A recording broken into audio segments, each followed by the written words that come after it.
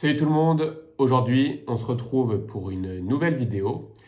Alors je vous préviens, le son ne sera pas aussi bien que d'habitude pour la simple et bonne raison que je n'ai pas le temps de faire le montage et de rajouter une piste audio de meilleure qualité. Mais c'est pas grave, car le plus important c'est que je sois là pour vous parler français et que vous puissiez améliorer votre français en pratiquant régulièrement. Cette semaine, on va continuer sur le format des erreurs. J'en avais parlé la semaine dernière. Le but, c'est que je vous partage quelques erreurs que mes élèves ont fait cette semaine. Je vais vous donner les erreurs et vous expliquer ensuite pourquoi ce qui a été dit est faux et ensuite vous donner la réponse. Au niveau de la qualité de la vidéo, il n'y aura pas de montage. Désolé. Encore une fois, je n'ai pas le temps, mais c'est pas grave. Concentrez-vous, mettez le volume à fond, prenez une tasse de café, un croissant, si vous en avez un, et on est parti pour la petite leçon de la semaine. Avant de commencer, petit rappel pour ceux qui découvrent la chaîne ou ceux qui ne me connaissent pas. Je m'appelle Charles, je suis professeur de français et j'enseigne le français aux personnes qui ont un niveau intermédiaire situé entre le niveau B1 et B2. Toutes les semaines, je produis des vidéos en français avec différents formats. J'ai plein de formats en tête. Pour l'instant, comme je suis sur différents projets, je n'ai pas encore le temps de me concentrer à 100% sur la chaîne YouTube. Mais dès que j'aurai réglé les problèmes sur mes autres projets, promis, je vais aller à fond sur la chaîne YouTube et j'ai plein de formats très cool à faire avec vous. Si je vous donne quelques indices, on va faire un format où je réponds à des questions que mes abonnés me posent. Alors pas des questions sur ma vie personnelle, mais des questions sur pourquoi les Français détestent le pain, pourquoi le RER est-il toujours en panne, et ainsi de suite. On fera aussi des vidéos avec un format autour de l'actualité où je vais prendre un article et ensuite je vais donner un peu plus de contexte. Je vais expliquer pourquoi il y a eu telle ou telle réaction. Et je vais peut-être publier une vidéo comme ça la semaine prochaine. Mais bon. En tout cas, le format que j'aime bien faire, qui est utile et qui ne me prend pas énormément de temps à faire, c'est le format les erreurs. Parce que les erreurs sont là, je vous rappelle, le fameux cahier, et j'ai juste à prendre mon cahier à une certaine page et après identifier les erreurs. La première erreur, en ma maison. Si tu veux dire at home, tu peux dire soit chez moi ou alors dans ma maison. Mais on ne va pas utiliser la préposition en dans ce cas. Les jeunes boivent du vin. Alors, pas de problème. Ici, le problème, c'est au niveau de la conjugaison du verbe boire. À la troisième personne du pluriel, boire va donner boivent. Les jeunes boivent du vin et pas les jeunes boivent du vin. 7 pays. Ici, c'est par rapport au déterminant.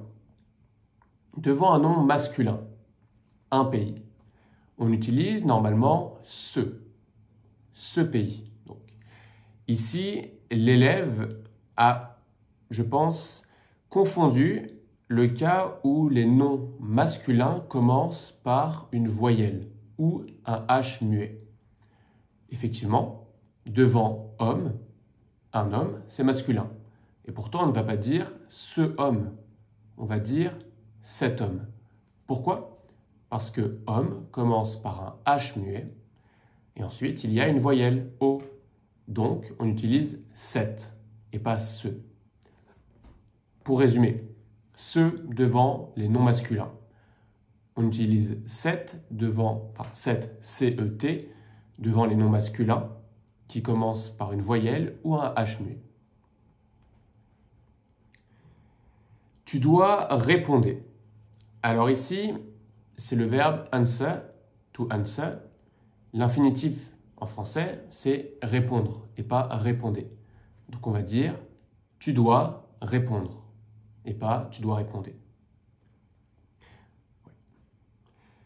Ce n'est pas longue. Ce n'est pas longue. Ici, c'est par rapport à l'adjectif long. Langue. Long.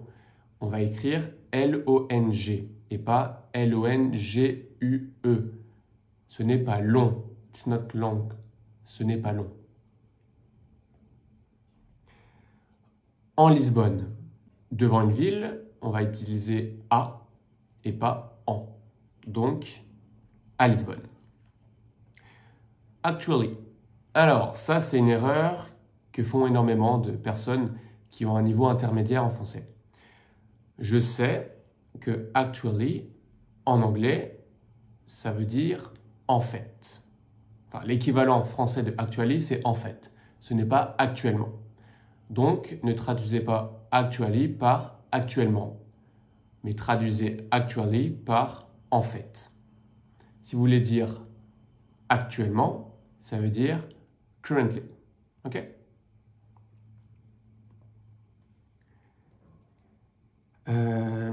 Il est chaud. Il est chaud. It's hot. Il est chaud, ça va se traduire en français par il fait chaud.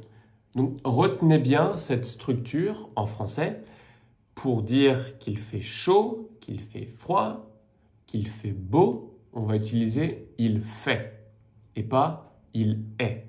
It's hot, il fait chaud. It's cold, il fait froid. It's beautiful, the weather is... It's sunny, il fait soleil. Et ainsi de suite. 2-3 chaque semaine. 2-3 chaque semaine, ici, je pense que l'élève a voulu dire 2-3 fois par semaine. 2 or 3 times per week. 2-3 fois par semaine. Donc c'est par semaine et pas chaque semaine. Et c'est, bien sûr, il ne faut pas oublier fois. 2-3 fois.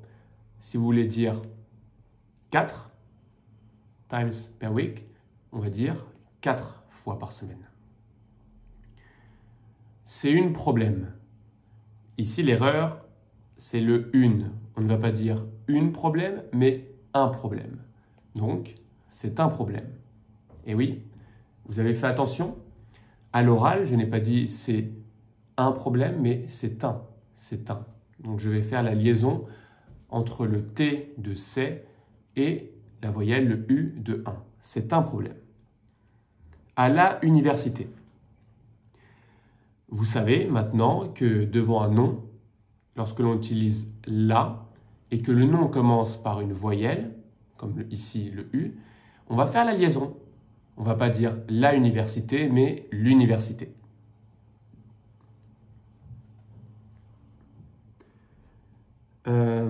Beaucoup des idées.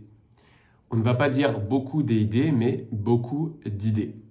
Pareil, on va faire la liaison entre des et idées. Idée commence par une voyelle, un i. Des idées, d'idées. Beaucoup d'idées. J'essaie parler. J'essaie parler. En français, la structure que l'élève a voulu utiliser est essayer de faire quelque chose. Essayer de plus verbe à l'infinitif. Donc on va dire j'essaie de parler français.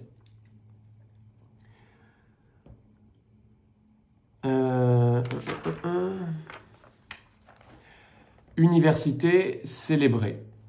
Alors, si tu veux dire a famous university, en français, ça va se dire une université connue. On va plus utiliser connu. Célèbre, c'est plus pour une personne, a famous person, une célébrité par exemple. Ici, pour l'université, on va plutôt dire connu. Une université très connue. Stanford, le MIT, sont des universités très connues ou réputées. D'ailleurs, nouveau mot, réputées dans le monde. Une stéréotype. Pas de chance, c'est masculin. Un stéréotype. Jouer de tennis. On ne dit pas jouer de tennis, mais jouer au tennis. On prononce d'ailleurs tennis et pas tennis. jouer au tennis, à retenir. Et enfin, la dernière, la compétition. La compétition, ça va se traduire par la concurrence. Et a competitor va se traduire par un concurrent. Voilà, c'est tout pour aujourd'hui. J'espère que vous avez appris plein de choses.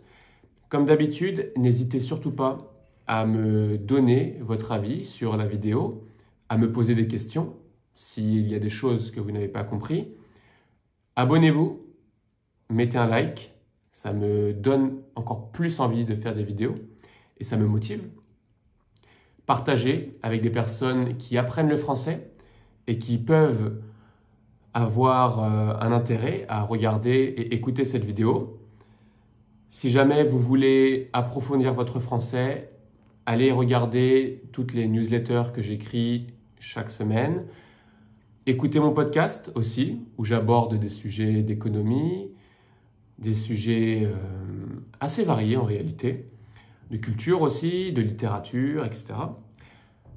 Continuez à pratiquer votre français, prenez plaisir à le faire. Je vous souhaite une très bonne journée. Je vous dis à bientôt, à la semaine prochaine. J'ai hâte de vous montrer les prochains formats. Et il est temps de se quitter. Ciao, ciao.